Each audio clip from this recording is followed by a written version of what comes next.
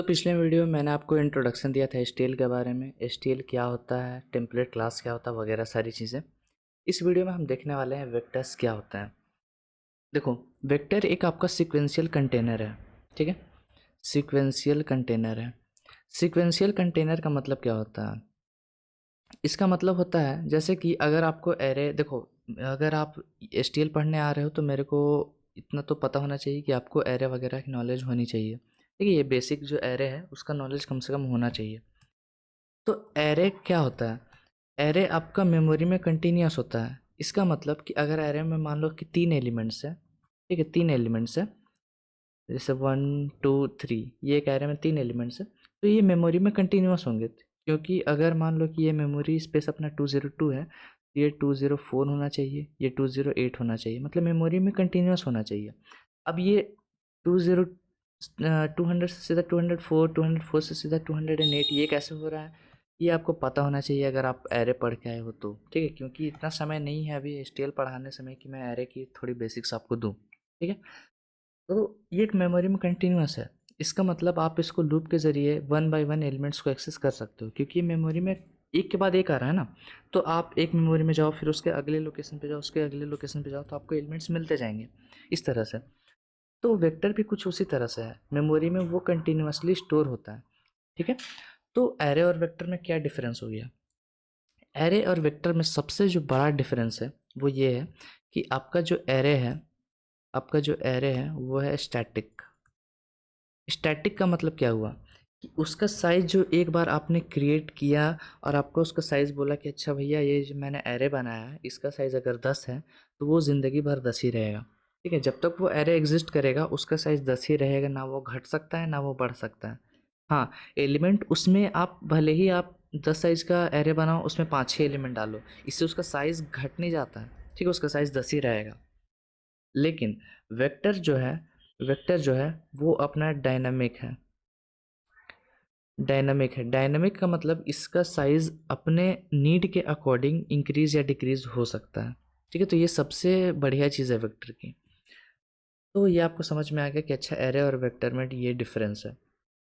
अब देखो, वेक्टर को बनाने का तरीका होता है, ठीक है, वेक्टर को बनाने का तरीका होता है। तो वो तरीका क्या है?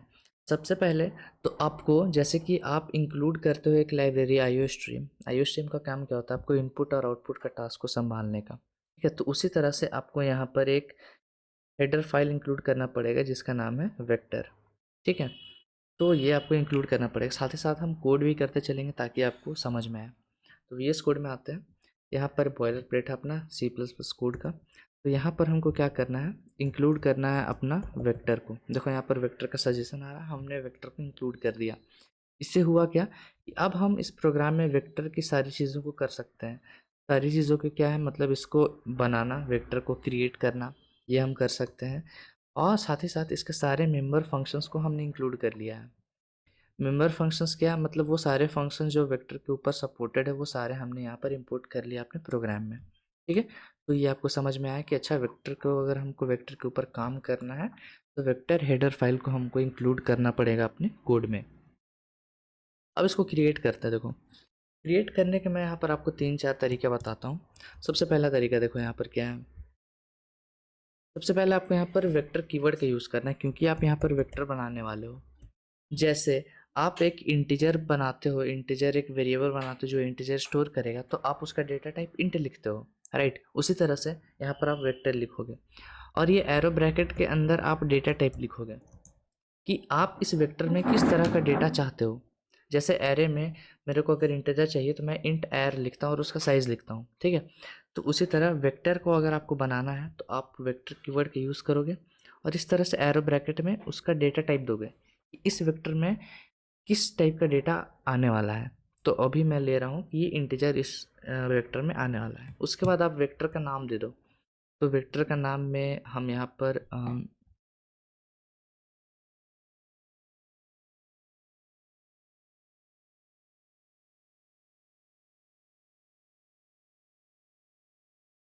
तो उसको मैंने कमेंट में डाल दिया ताकि आपको समझ में आए फ्यूचर में। ये कोड मैं आपको डिस्क्रिप्शन में दे दूंगा। वेक्टर नेम हम वी लिख देते हैं, ठीक है। ये वेक्टर का नाम हो गया। अब वेक्टर को बनाना है तो हमको क्या करना पड़ेगा इज इक्वल्स टू दे के फिर यहाँ पर करली ब्रैकेट्स में, ठीक है, आपका राउंड ब्रैकेट नहीं आने वाला, करली ब्रैकेट ही आपका आएगा। तो इसके अंदर आप एलिमेंट जो भी चाहते हो वो आप डाल सकते हो। ये मैंने यहाँ पर एलिमेंट डाल दिया, ठीक है। तो ये आपका एक वेक्टर क्रिएट हो गया जिसके अंदर आपके पास 5 एलिमेंट्स हैं, ठीक है। अब देखो इसी का दूसरा तरीका देखो क्या है। Vector int V equal to हटा दो और ये जो चीज़ है इसको आप ऐसा राउंड ब्रैकेट में डाल दो, ठीक है। तो ये भी सही है, ये दोनों सेम ही चीज़ है। ये जो दो लाइन है, 8 नंबर लाइन और 9 नंबर लाइन, दोनों सेम ही चीज़ है। सेम कैसे यार, देखो ये कॉमन सेंस है, ठीक है, ये बेसिक प्रोग्राम है। अगर मैं यहाँ पर लिखता हूँ int A is equals to 4 या फिर मैं इंट ए ब्रैकेट में 4 लिखता हूँ तो दोनों एक ही चीज़ है दोनों, ठीक है। आप इक्वल टू हटा के ब्रैकेट में भी 4 लिखो, दोनों एक ही चीज़ है। उसी तरह से ये ऊपर जो 2 लाइन लिखा है ये 2 लाइन एक ही चीज़ है, ठीक है। ये चीज़ हमेशा ध्यान में रखना। यहाँ पर ऊपर आ गया, ठीक है। तो ये एक तरीका है, ये डायरेक्ट इनिशियलाइजेशन है। आप एक वेक्टर बनाओ उसमें डायरेक्ट एलिमेंट्स डाल दो, ये पहला तरीका है, ठीक है। अब दूसरा तरीका देखते हैं क्या है। दूसरा तरीका है कि आप एक वेक्टर बनाओ और उसमें एक ही एलिमेंट्स को डाल दो। समझो मैं क्या बोल रहा हूँ यहाँ पर। मैं लिखता हूँ vector int V is equals to, या फिर ऐसा मैं डायरेक्ट लिखता हूँ यहाँ पर ब्रैकेट में 5, 1, ठीक है। ये मैंने यहाँ पर ऐसा लिख दिया। अब इससे हुआ क्या कि ये जो 5 है ये आपका साइज़ है, ये आपका साइज़ बता रहा है वेक्टर का, ठीक है। तो वेक्टर का साइज़ मतलब एक 5 साइज़ का वेक्टर बना है आपके पास, ठीक है। उसका साइज़ जो है वो 5 है और उसका ये 1 क्या है, मतलब हर एक एलिमेंट 1 है उसमें, ठीक है। Each and every element is 1। ये लाइन का मतलब समझो यहाँ पर क्या है कि यहाँ पर 5 लेंथ का एक एरे बनेगा, 2, 3, 4, 5, ठीक है। और इसमें 1, 1, 1, 1 आ जाएगा सब जगह, ठीक है। कुछ ऐसा आपके मेमोरी में यहाँ पर बनने वाला है। एक 5 लेंथ का वेक्टर बनेगा, उसमें हर एक एलिमेंट आपका 1 होने वाला है, ठीक है। अगर मैं यहाँ पर क्या करूँ कि ये 1 को हटा के 2 कर दूँ, ठीक है। इससे क्या होगा, मेरे पास यहाँ पर हर एक एलिमेंट जो है वो अब 1 नहीं रहेगा, वो अब 2 हो जाएगा, ठीक है। तो ये मतलब बहुत एक यूज़फुल चीज़ है। अगर मान लो आपको एक वेक्टर बनाना है और उसको स्टार्टिंग में इनिशियलाइज़ करना है 0 से, तो आप यहाँ पर अगर 5 भी डालोगे, अगर सिंपल आप 5 डालते हो, ठीक है, तो उसका मतलब 5 लेंथ का एक एरे बनेगा। और इसमें जो होता है ये इंपॉर्टेंट चीज़ है कि हर एक एलिमेंट बाय डिफ़ॉल्ट वो 0 से इनिशियलाइज़ हो जाएगा। जबकि एरे में याद करो कि आप जब एक एरे बनाते हो उसका साइज़ बताते हो तो उसके अंदर एलिमेंट्स रहते हैं लेकिन वो गार्बेज वैल्यू रहती है, ठीक है, वो गार्बेज वैल्यू रहती है। लेकिन एरे के केस में ऐसा नहीं होता है। अगर आप साइज़ बना दो तो उसके अंदर ज़ीरोज़ बाय डिफ़ॉल्ट आ जाते हैं। अगर आपको कोई और नंबर चाहिए तो आप यहाँ पर कॉमा दे के लिख सकते हो, ठीक है। तो मैं यहाँ पर लिखता हूँ साइज़, साइज़ लिख देते हैं, कॉमा एलिमेंट, ठीक है। ये यहाँ पर इसका ऐसा मैंने यहाँ पर लिख दिया। फिर मैं यहाँ पर एक एग्जांपल लिख देता हूँ, वेक्टर इंट वी। अभी हम सबको रन करा के देखेंगे, ठीक है, आउटपुट किस तरह से आता है, वेक्टर को हम आउटपुट किस तरह से कराते हैं, ये चीज़ हम देखेंगे। 5, 1 और उसी तरह से ये 1 को हम हटा देते हैं, ठीक है, ताकि आपको ये दोनों चीज़ पता चले। चलो नेक्स्ट तरीका देखते हैं। देखो ये सारा जो मैं बता रहा हूँ यहाँ पर डायरेक्ट इनिशियलाइजेशन है, ठीक है। उसके बाद हम यूज़र से इनपुट लेके भी देखेंगे किस तरह से हम वो चीज़ को कर सकते हैं, ठीक है। फिलहाल ये चीज़ समझो।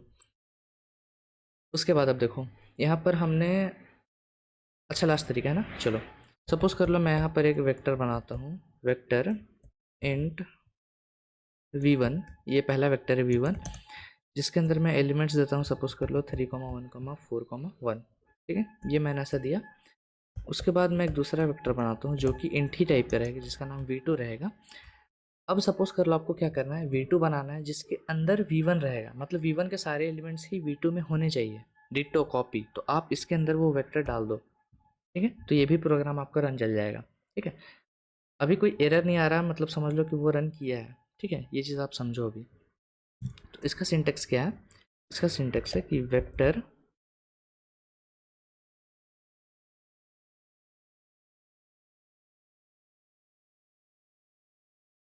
चलो ये 3 जो है वो आपका डायरेक्ट इनिशियलाइजेशन करने के लिए है। जो आपका ऑलरेडी एग्जिस्टिंग वेक्टर है उससे बना लो या एलिमेंट्स आप खुद से इनपुट दे लो, ठीक है। तो ये सारा आपका डायरेक्ट इनिशियलाइजेशन है। अब देखो इससे पहले कि यूज़र इनपुट को ले, हम यहाँ पर समझते हैं हम यहाँ पर समझते हैं कि इसके हर एक एलिमेंट को एक्सेस कैसे करना है। ठीक है, देखो अगर आपका सोच ये है कि आप यहाँ पर लूप इस्तेमाल करोगे तो वो बिल्कुल सही है। ठीक है, लेकिन आप डायरेक्टली यहाँ पर लूप इस्तेमाल नहीं कर सकते हो। मतलब कर सकते हो, लेकिन वो अच्छा तरीका नहीं होता है। सपोज कर लो हम इस वेक्टर को अपने प्रोग्राम में ले आते हैं फ़िलहाल के लिए, और इसका मैं यहाँ पर लूप लगाता हूँ for int I is equals to 0, I less than size और आई प्लस प्लस, और फिर मैं यहाँ पर सी आउट करता हूँ वी ऑफ आई। ठीक है, हाँ ये भी एक चीज़ है कि आपको डायरेक्ट एक्सेस इस तरह से पॉसिबल है, ये मैंने आपको ऑलरेडी बताया। ठीक है, ये डायरेक्ट एक्सेस इस तरह से पॉसिबल है। वी ऑफ आई जैसा कि आप आर ऑफ आई डालते हो उसी तरह आप वी ऑफ आई डाल सकते हो। आई की वैल्यू स्टार्टिंग में 0 होगी, तो वी ऑफ 0 में आपका 4 है तो 4 प्रिंट हो जाएगा। फिर next time I plus plus होगा तो आई की वैल्यू 1 होगी, तो वी ऑफ आई में वी ऑफ 1 में आपका 3 है तो 3 प्रिंट हो जाएगा। वो हम देखेंगे।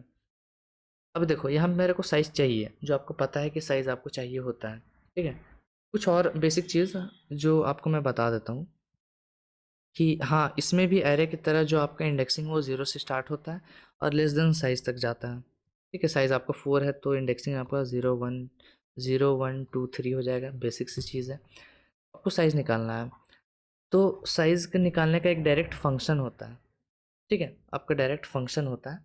वो क्या होता है, आप वी डॉट साइज़, ये अगर आप लिखोगे तो डायरेक्ट आपका ये जो फंक्शन है डॉट साइज़ फंक्शन, ये आपका डायरेक्ट साइज़ आपको वेक्टर को निकाल के दे देगा।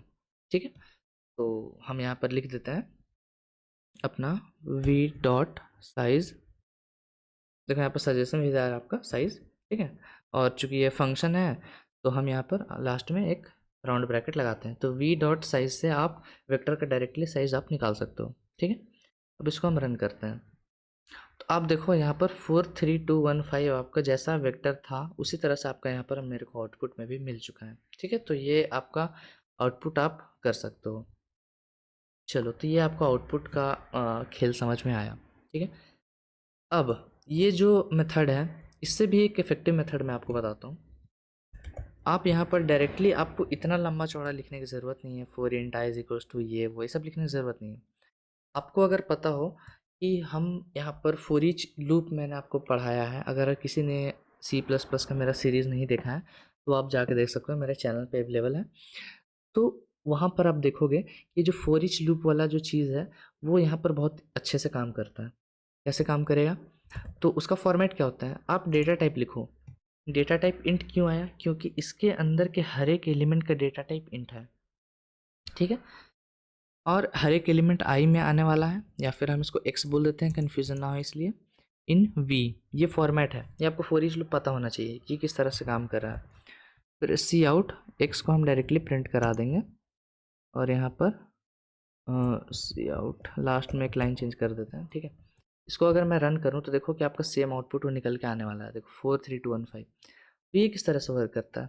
फॉर ईच लूप आपका क्या करता है, ये लूप क्या कर रहा है, यहाँ पर आप इंडेक्स उठा रहे हो आई में। ठीक है, आई में आपका हर एक टाइम आपका इंडेक्स आ रहा है, पहले 0 आएगा फिर 1 आएगा, फिर उस इंडेक्स में जाके आप पोजीशन देखोगे। लेकिन फॉर ईच लूप में आप डायरेक्टली एलिमेंट को ही उठा लेते हो। ठीक है, तो ये दोनों में अंतर है। सपोज कर लो यहाँ पर एक वेक्टर है, फर्स्ट मेथड क्या कर रहा है, आपका इसको उठा रहा है, ये नीचे का जो यहाँ पर चीज़ लिखा है आपने, ये जो इंडेक्स है वो उसको उठा रहा है बार बार। ठीक है, लेकिन फॉर ईच लूप क्या करता है, वो डायरेक्टली आपका यहाँ पर जाके एलिमेंट को ही उठाता है। वो पहले वो 3 को उठाएगा, फिर 2 को उठाएगा, 1 को उठाएगा, 4 को उठाएगा। ठीक है, जब तक आपका सारा एलिमेंट को उसने ना उठा लिया हो। ठीक है, तो वो उस तरह से उसको प्रिंट कर देता है। तो ये ज़्यादा इफेक्टिव मेथड है, और ये देखो आपका लाइन भी बचाता है। एक एक्स्ट्रा आपको यहाँ पर जो आपने एक वेरिएबल बनाया है वो उसको बचाता है। ठीक है, तो ये सारी चीज़ें हैं यहाँ पर। चलो, तो ये आपको समझ में आ गया कि इस तरह से हम अपने वेक्टर को अल्टरेट कर सकते हैं, प्रिंट करा सकते हैं। ठीक है, अब चलो, अब नेक्स्ट जो इम्पोर्टेंट चीज़ मैं आपको बताऊंगा कि आप यहाँ पर यूज़र अगर चाहता है कि यूज़र से आपको इनपुट लेना, तो वो किस तरह से आप कर सकते हो। तो एक फंक्शन है, क्या फंक्शन है, फंक्शन ये है कि आप अपना वेक्टर का नाम लिखो जो भी है। इन केस यहाँ पर हमने यहाँ पर वेक्टर का नाम अपना वी रखा है तो हम भी यहाँ पर वी यूज़ करेंगे। वी डॉट पुश बैक, ये फंक्शन का नाम है, पुश बैक। और यहाँ पर आपको जो भी एलिमेंट को इंसर्ट करना है वो एलिमेंट यहाँ पर हम दे देंगे। अब ये पुशबैक क्या करता है, सपोज कर लो मैं यहाँ पर एक वेक्टर बनाता हूँ। ठीक है, मैं यहाँ पर एक वेक्टर बनाता हूँ। इसका साइज स्टार्टिंग में क्या रहेगा, अगर आप वेक्टर बनाते हो उसमें आप एलिमेंट्स नहीं डालते हो, उसका साइज 0 रहता है। इंपॉर्टेंट है ये चीज़। ठीक है, यहाँ पर मैं आपको दिखाता हूँ। अगर मैं यहाँ पर लिखूँ वेक्टर इंट वी और इसके अंदर अभी कोई एलिमेंट नहीं है और मैं यहाँ पर सी आउट करूँ V dot size, V dot size, तो यहाँ पर देखो क्या आने वाला है। सेव करके हम रन करते हैं। साइज देखो अभी 0 आ रहा है। ये इंपॉर्टेंट चीज़ है। ठीक है, वेक्टर बना उसमें कोई भी अगर अभी एलिमेंट नहीं है तो उसका साइज 0 है।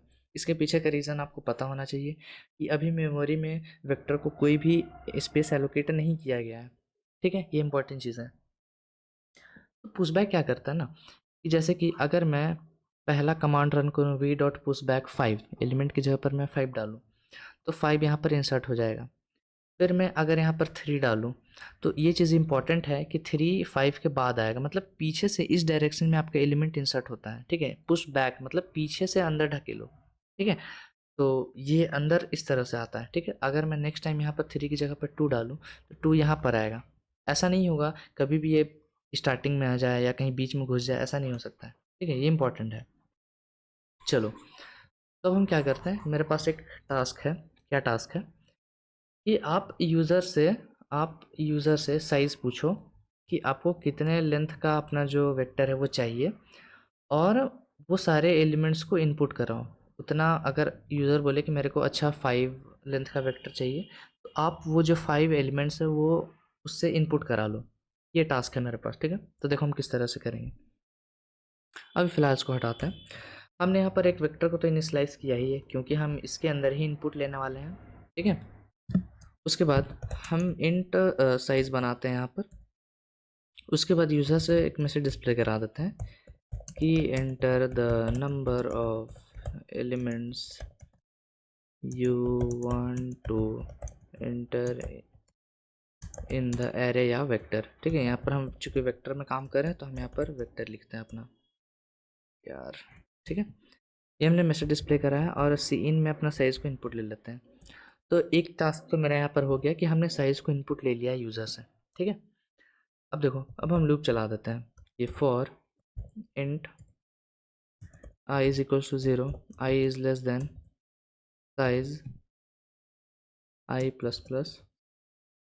ठीक है, हम 0 से लेकर साइज तक जा रहे हैं। यहाँ पर फॉर ईच लूप आप ऑब्वियसली नहीं इस्तेमाल कर सकते हो क्योंकि देखो फॉर ईच लूप का एक खासियत है ना, आप उसमें स्टेपिंग कर सकते हो। मतलब आप चाहते हो कि एक एक एलिमेंट हम छोड़ के प्रिंट कराएं, वो भी आप नहीं कर सकते हो। ठीक है, ऊपर से आपका जो फॉर ईच लूप है वो हर एक एलिमेंट को उठाता है। ठीक है, वो एलिमेंट पे ही काम करता है, इंडेक्स पे काम नहीं कर सकता है। ठीक है, तो अभी इसमें एलिमेंट है ही नहीं तो आप फॉर ईच लूप यूज़ कर ही नहीं सकते हो यहाँ पर। ठीक है, बेसिक नॉलेज है यहाँ पर। उसके बाद हम एक टेम्पररी वेरिएबल बनाएंगे इंट टेम्प, जिसके अंदर हम यूज़र को बोलेंगे कि C out enter the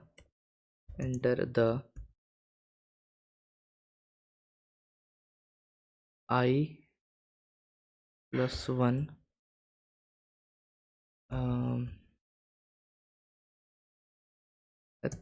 element. तो कस्टम मैसेज कुछ आने वाला है। ठीक है, वो आप देखना क्या आने वाला है।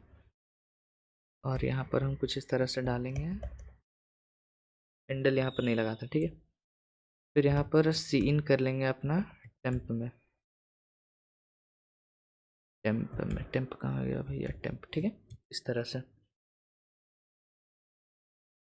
इंटर द, ये आपको पता है ये क्या करना वाला, कस्टम मैसेज डिस्प्ले कराएगा। ठीक है, अगर आई की वैल्यू 0 है तो आई एथ एलिमेंट, फिर आई की वैल्यू 2 होगी तो 2th एलिमेंट। ठीक है, आई प्लस 1 क्यों किया है, क्योंकि यहाँ पर हम अपना ह्यूमन इंडेक्सिंग यूज़ करने वाले। ठीक है, 1 2 3 4 5 अपना यूज़र कॉमन ह्यूमन है। ठीक है, उसके बाद हमको एलिमेंट्स को इंसर्ट करना है।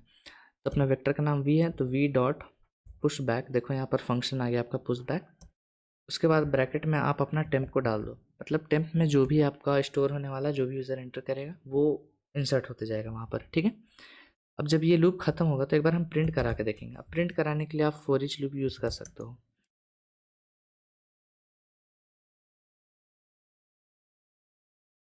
इसको हमने रन किया।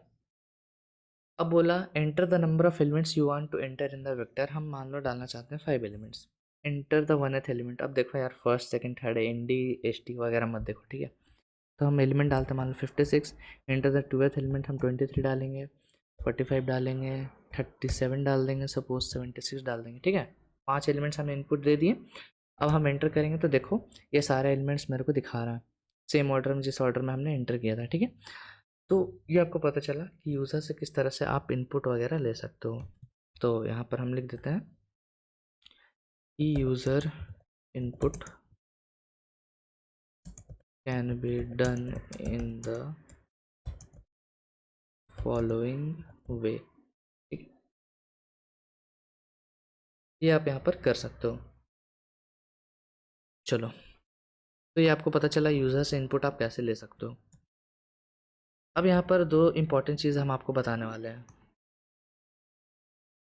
दो इम्पॉर्टेंट चीज़ क्या है? पहला तो है साइज़ और दूसरा है कैपेसिटी या मैक्स साइज़, ठीक है।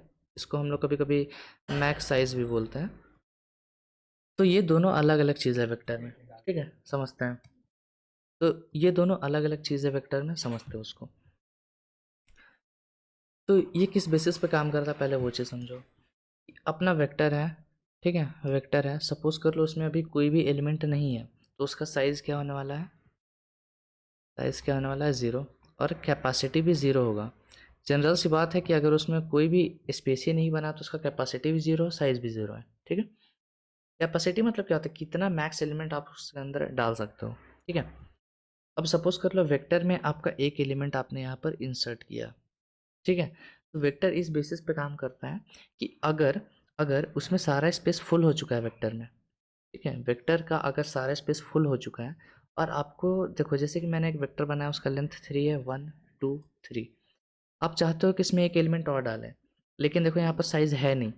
तो अब अपना प्रोग्राम क्या करेगा, भले ही आपको एक एलिमेंट डालना हो लेकिन वो क्या करेगा, साइज़ इंटू 2 कर देगा वेक्टर को। मतलब आपका साइज़ यहाँ पर 3 था तो 3 इंटू 2 6 साइज का आपका वेक्टर को बना देगा। फिर आप अपना एलिमेंट यहाँ पर डालो, भले ही ये 2 स्पेस खाली रहेगा, ठीक है, इससे मतलब नहीं है। तो ये जो चीज़ है, ये जो चीज़ है, ये आपका साइज़ है कि एट द प्रेजेंट आपके वेक्टर में कितने एलिमेंट्स प्रेजेंट हैं। और ये जो चीज़ है ये आपका कैपेसिटी है कि मतलब इतना आपका वेक्टर जो है एलिमेंट्स को अभी स्टोर कर सकता है, ठीक है। सपोज कर ले मैं यहाँ पर 5 और 6 फिर से डाल देता हूँ, अब मैं चाहता हूँ कि 7 में डालूँ। साइज़ कितना हो जाएगा? अभी ऑलरेडी 6 है तो 6 इंटू 6 12, मतलब 6 इंटू 2 12 साइज़ का वो कर देगा, ठीक है, ऐसे डॉट डॉट डॉट। फिर एलिमेंट्स आप डालो, ठीक है, तो फिर साइज़ उसका 7 हो जाएगा और टोटल कैपेसिटी कितना हो जाएगा? 12 हो जाएगा। वो चीज़ को हम देखते हैं। यहाँ पर मैं अगर लिखता हूँ वेक्टर,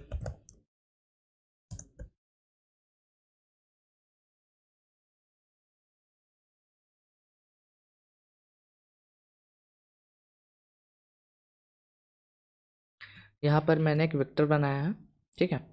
यहाँ पर क्या एरर आ रहा है? हैंडल होना चाहिए, ठीक है।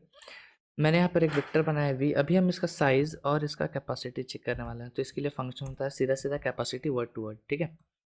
अब इसको हम एक बार रन करते हैं। तो अभी देखो इसका साइज और कैपेसिटी दोनों जीरो है, जैसे कि मैंने आपको बताया वेक्टर बना एलिमेंट नहीं है तो साइज भी उसका जीरो होने वाला है, कैपेसिटी भी जीरो होने वाला है।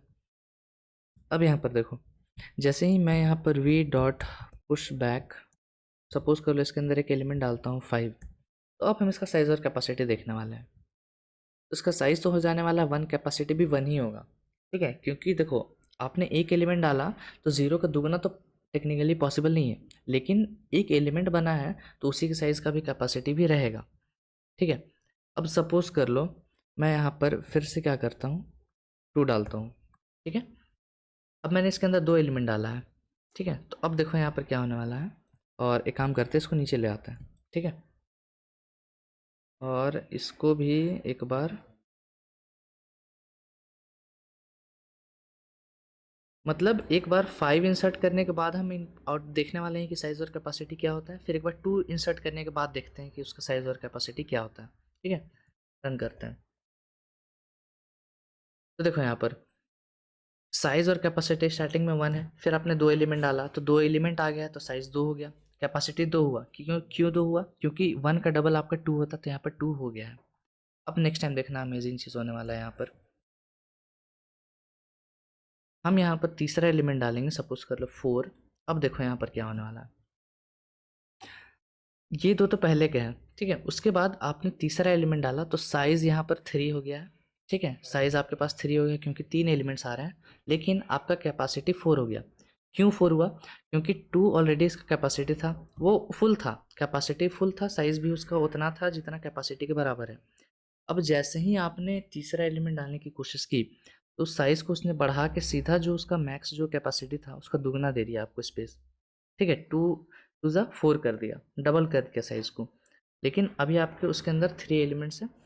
अब देखना एक चीज़, मैं यहाँ पर अगर एक और एलिमेंट डालूँ तो मेरे को आउटपुट बताओ क्या आने वाला है। मैं यहाँ पर डालता हूँ 78 सपोज़ कर लो, ठीक है। तो देखो 4 एलिमेंट इंसर्ट हो रहा है तो आपका साइज़ तो 4 ही रहने वाला है, ठीक है। ये तो बेसिक सा चीज़ है। लेकिन क्या आपका कैपेसिटी बढ़ेगा? नहीं बढ़ेगा, देखना वो 4 ही रहेगा। देखो यहाँ पर 4 ही है। इसको समझो किस तरह से हो रहा है। वेक्टर आपका स्टार्टिंग में मान लो 1 था, आपने एक एलिमेंट डाला तो अभी दिख रहा है आपको साइज़ भी 1 है, कैपेसिटी भी 1 है। फिर आप नेक्स्ट एलिमेंट डालने की कोशिश कर रहे हो, लेकिन इसके बाद कोई साइज़ है ही नहीं, इसके बाद और कैपेसिटी है नहीं। तो अपना वेक्टर क्या करेगा, अपना साइज़ को डबल कर लेगा, ठीक है। तो आपको 1 का डबल 2 हो गया, उसके अंदर फिर आप एलिमेंट्स डाल दो, कोई सा भी एलिमेंट, ठीक है। उसके बाद size is equals to capacity हो गया यहाँ पर, ठीक है। अब आप जैसे तीसरा एलिमेंट डालने की कोशिश कर रहे हो तो वो अपना साइज़ को फिर से डबल कर लेगा, 2 है तो वो 4 कर लेगा। फिर आप नेक्स्ट एलिमेंट 3 डालो। तो जब आप फोर्थ एलिमेंट डाल रहे हो तो ऑलरेडी यहाँ पे एक स्पेस खाली है, तो वो साइज़ को क्यों ही बढ़ाएगा। जब आपका साइज़ इक्वल टू कैपेसिटी होता है तब वो अपना साइज़ को एक बढ़ाता है, मतलब कैपेसिटी को अपना डबल कर लेता है, ठीक है।